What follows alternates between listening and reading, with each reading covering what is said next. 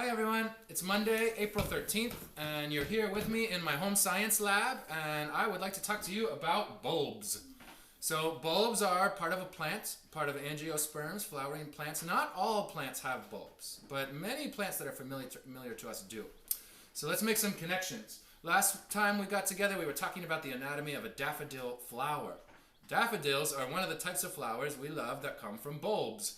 So do tulips. So tulips and daffodils are bulb plants that maybe are around you in your home right now and certainly grow at Randolph.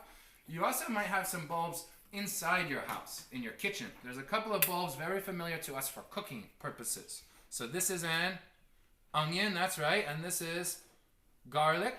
So garlic and onions are also bulbs that we're familiar with in our world. So one more kind of bulb that all my Randolph friends from this year will probably recognize is a narcissus bulb. This is the bulb that we gave you at the piñata party to grow at home. This is the one that we already grew and it's finished for the year. So you'll see it's kind of starting to fade and rot. So what we need to do now is learn the names of the parts of a bulb and what they do. And we're going to learn that by starting from the outside and then looking inside. So, whoopsie. Hey, that actually makes this easier. Okay, so all bulbs start on the outside with a thin, papery layer called the tunic. So here's it still on the onion. Here's where I just accidentally knocked it off. So all bulbs have some version of this kind of skinny, thinny layer on the outside called a tunic. Its job is to protect the bulb and keep it from drying out. Okay, so looking inside the tunic, you'll find the rest of the bulb. The next layers in from the tunic are these big, fleshy, moist layers, and they are each called scales. These are the scales. A bulb is made up mostly of its scales. So you can see on this onion we have about 1, 2, 3, 4, 5, 6 scale layers just on this side, and more on this side. The amazing thing about scales is that they are actually leaves, but they're a specialized kind of leaf, so they're called modified leaves. You'll notice they're not green. They don't ever come out of the earth and up into the sunlight to make energy the way most leaves do. They stay underground, and what they do is they store energy. So energy that's made by the leaves is stored in here to help the bulb grow in spring. So all bulbs are made up mostly of their scales. They have a tunic on the outside, and then they have the bulb scales, which are actually, that's right, leaves for storing energy. And then in the center of a bulb, this one actually has two, is the real business of the bulb, and this is called the shoot. So the shoot is what the whole rest of the bulb nourishes and protects. The shoot is where growth is going to happen. So in this shoot are leaf buds and flower buds that when this bulb is ready to grow are going to punch up through the bulb, out of the soil, into the air, and do all the growing. So we have the tunic, the scales, the shoot, which has the flower and leaf buds in it. Now, the shoot and the scales are linked together by this it's kind of hard to see here, but this very important little, kind of like a ring, like an oval down at the bottom, and that is called the basal disc. The basal disc is actually the stem. It's the whole stem of this plant, and its job is to link together to connect the scales and the shoot. And one more very important part of all bulbs, what do all plants have coming out of the bottom to stick into the soil and absorb water and nutrients? That's right, roots. So once again, this bulb is done for the year, so these roots are kind of dried up and dead. And these ones were probably cut off before I went to the grocery store.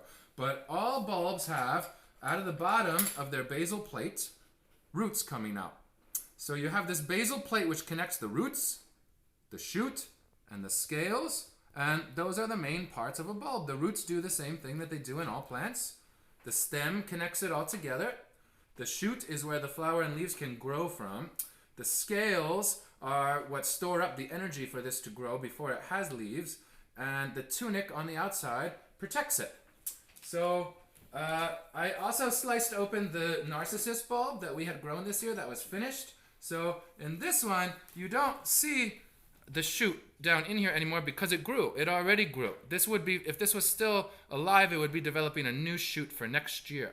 But you can see the basal disc and the roots and the scales coming off the side. And this one had the shoot already coming out. So all bulbs have those same parts. Now, we're going to look on the chart down here. And we're going to look at these words one at a time in case you want to write them down yourself. So the whole thing is called a bulb. The thin, papery, protective layer on the outside that keeps it moist is called a tunic. All the layers that are nested together inside the bulb that make up most of the bulb are called the scales, and those are actually, that's right, leaves, modified leaves.